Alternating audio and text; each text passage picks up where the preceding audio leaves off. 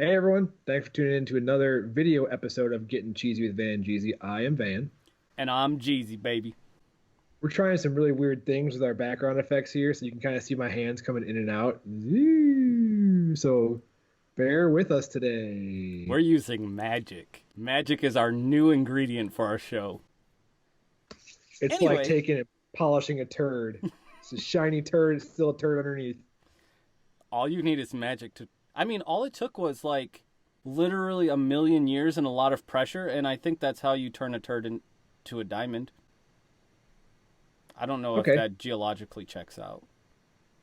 in my engineering opinion, I can say that's factual. Yeah. Hard segue. So the biggest news this week is that the NFL has picked up the Rooney Rule again. For those of you who don't know, this is a rule that exists It never went to away.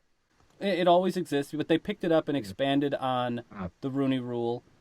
This is what gives or incentivizes NFL teams to bring more leadership from minority groups to the NFL.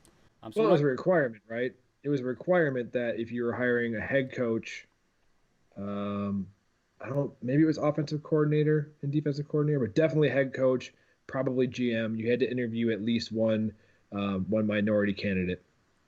So this was definitely the biggest news of the week, but we didn't want to get too political.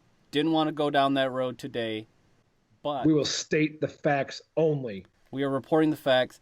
They have now expanded it to include the all coaching positions must have at least one candidate of minority background. Hard segue. Well, there's one more part to it too. What's There's that? certain incentives that are proposed in terms of additional draft picks. I don't remember all of them, but there's some incentives to that. Yeah, so there's a variable amount of draft pick slots in the third round that come as a benefit of hiring a minority leadership position. I wonder if they're going to expand the third round of the draft, or they're going to have less free agent compensatory picks. I'm not sure, Yeah, so but that was not clear to me either, and I wasn't sure. Like based on what I'm reading, I wasn't sure if this is already happened or if this is the proposal that's waiting to be passed. I believe it passed, but I can't speak with 100% certainty. Because it says that Anyways, anyway. This is what's at least up for discussion. I believe the spots for requiring everyone to get an opportunity is permanent, and then the draft picks I think are still under review, but don't quote me on that. Or those are they the may have facts. passed. Those are the facts and just the facts. Those are the near facts and just the near facts. That's probably the most factual thing we've reported on this show. Um, Hard segue. We're all about hard segues today.